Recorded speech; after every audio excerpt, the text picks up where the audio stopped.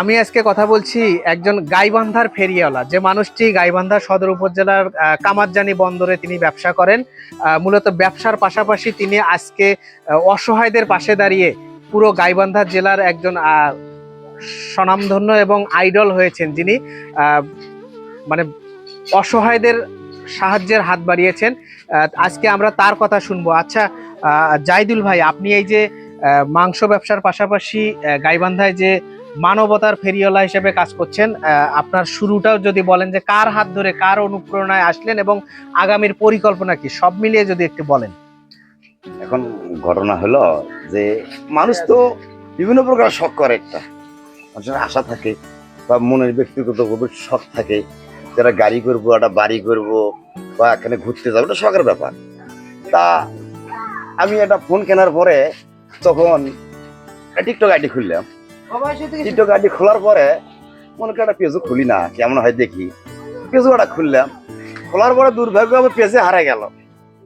এখন যে আমার এই মুন্না স্যার, এই মুন্না অল বাংলাদেশকে চেনে, পেজের কাজ করে, ওকে আমি এক মাসে খুঁজি বাই করলাম, ওকে আমি চিনি নে।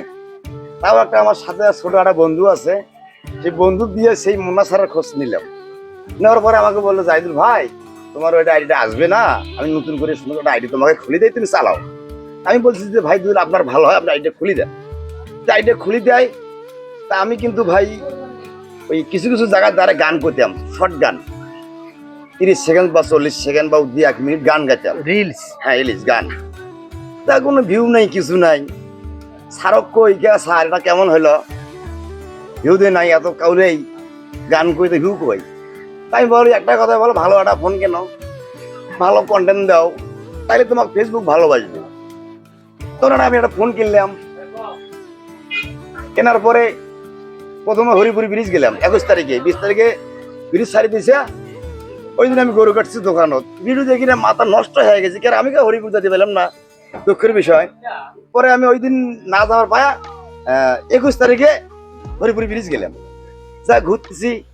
এর মধ্যে কলার একটা ভ্যান ঢুকছে। আমার কেন মনটা চাইছে যে কিছু কলা নিয়ে পাবলিক কি দেয়, যদি ব্রিজ কালকে চালু হয়েছে তো ওখানে কিছু কলা কেনা হয়।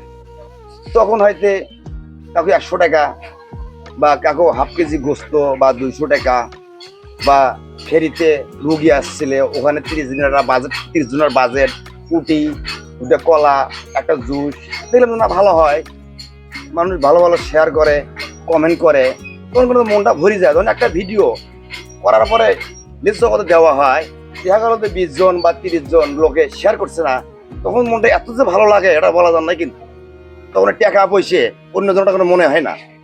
এইভাবে কাজ করতে করতে হুট করিয়ে এমন একটা ভিডিও আছে, আমার মাদ্রাসার 10 কেজি গোস্ত 2000 টাকা বাজেট করছিলাম। মানে আমার ছেলে যে মাদ্রাসা থেকে হাফেজ হয়েছে, ওই মাদ্রাসা কিন্তু পড়তো, তোমার মনের উচিত যে ওই মাদ্রাসা একদিনের অন্তত গোস্তর খানাটা দিয়ে আসি, যদি গোস্তর ব্যবসা করি, কম ব্যস্ত আল্লাহ পাক দেয়, রেজেক আমাকে দেয়, তো ওই রেজেক থেকে মাদ্রাসার বাচ্চারাও কিছু রেজেক দিয়ে আসি। পরে একদিন 10 কেজি মাংস 2000 টাকা দিয়েছি, দিয়ে একবেলা করে খান। ও ভিডিওটাও আছে আমার, দেওয়া আছে। কিন্তু এইভাবে যখন অসহায় মানুষের পাশে দাঁড়াই, একজনকে যখন ডাক দিয়ে হাফ কেজি গোস্ত বা 200 টাকা দেই, ওই মুহূর্তে আমরা খুব খুশি হই। এখন মানুষ বলতেছে, ভাই জাহিদুল ভাই টাকার লোভে বা তার ভিউর আশাই করতেছে। তা আমি ওরা কিছু মনে করি না। কেন যে আমার হাত দিয়ে যদি একটা অসহায় লোককে আমি 200 টাকাও দেই, ও যদি এক সুন্দর খানা হয়, ও নেই খানা খাওয়াটা শান্তি পাবে। আমার এই কারো দরকার নাই, ও কারো দরকার নাই। না জাহিদুল ভাই, একটু একটু যোগ করি, সেটি হচ্ছে যে আপনারা অনেকেই জানেন যে পৃথিবীতে সবচেয়ে আল্লাহ পছন্দ করেন সবচেয়ে ভালো কাজ কোনটি? পৃথিবীতে সবচেয়ে ভালো কাজ আমরা শুনেছি যে সবচেয়ে ভালো কাজ হচ্ছে অনাহারীকে খাবার দেয়া, অনাহারী অসহায় মানুষের সহযোগিতা করা, পাশে থাকানো। তো সেই কাজটি করেছেন গাইবান্ধার যে মানবতার ফেরিওয়ালা। এর পাশাপাশি মানুষের কল্যাণে কাজ করা, আপনি একজন পাগলকে আপনি পরিষ্কার করে দিয়েছিলেন, সেটারও একটু গল্প সব মিলিয়ে বলবেন। এখন এই পাগল আমার বাজারে থাকে, একদম অপরিষ্কার।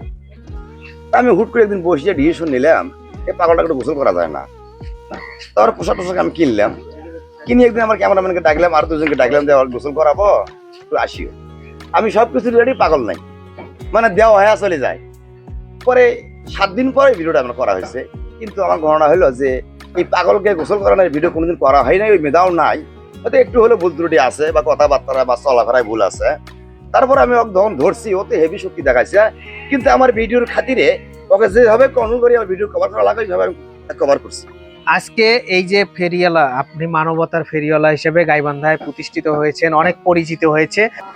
আপনি মুন্না ভাইয়ের যে গল্পটা, আপনি আমাদের মুন্না ভাই সোশ্যাল মিডিয়ায় গাইবান্ধায় টপ থেকে তৃণমূল পর্যন্ত যারাই সমস্যায় পড়ে এই সোশ্যাল মিডিয়ায়, তারা কিন্তু এই মুন্না ভাইয়ের সহযোগিতা নেয়। তার বাড়িও কামারজানিতে। আপনি বললেন তাকে চিনতেন না, তো আসলে আপনার পাশেই ছিল। তার সঙ্গে পরিচয়ের ব্যাপারটা যদি বলতেন।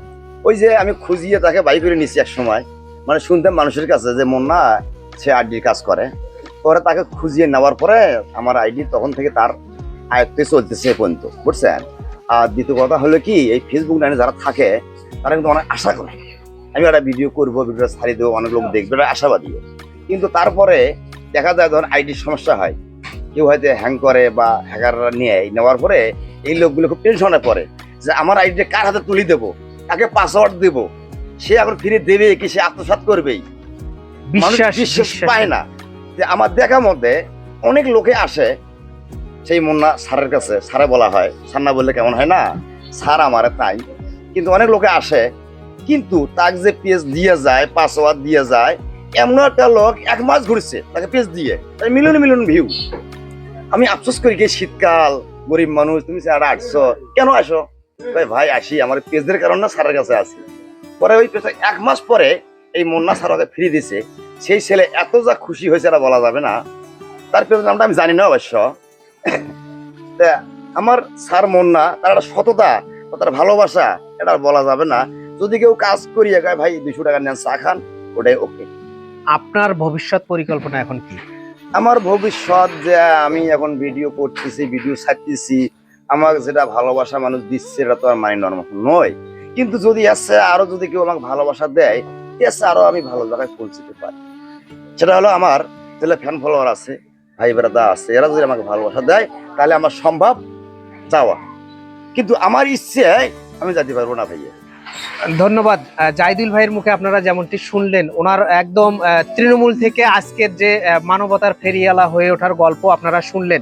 তো আসলে এই সোশ্যাল মিডিয়া খুব সহজ যারা ভাবেন, আসলে কিন্তু এই সোশ্যাল মিডিয়া ততটা সহজ নয়। এখানে কিন্তু অনেক চড়াই উতরাই রয়েছে এবং অনেক এই যে হ্যাক হয়ে যাওয়া, এবং যারা এটাকে, এখানে যেহেতু ডলার আসে, এখানে অনেক কিছু রয়েছে। পাসওয়ার্ড যদি হাতছাড়া হয়ে যায় অনেক ঝামেলায় পড়তে হয়। তো এই বিষয়গুলো যারা আইটি এক্সপার্ট রয়েছে, সেই আইটি এক্সপার্ট, সঠিক আইটি এক্সপার্টের কাছে না গেলে অনেক মানুষই কিন্তু বিপদের মুখে পড়ে। তো জাহিদুল ভাইয়ের মতো তৃণমূল থেকে উঠে আসা এই যে যারা সফলতার সিঁড়িতে পা দিয়েছেন, তাদের কাছে একটাই অনুরোধ, আপনারা যত বড়ই হন না কেন, মানুষের কল্যাণে কাজ করবেন, মানুষের পাশে থাকবেন এবং অসহায় মানুষদের সহযোগিতা করবেন।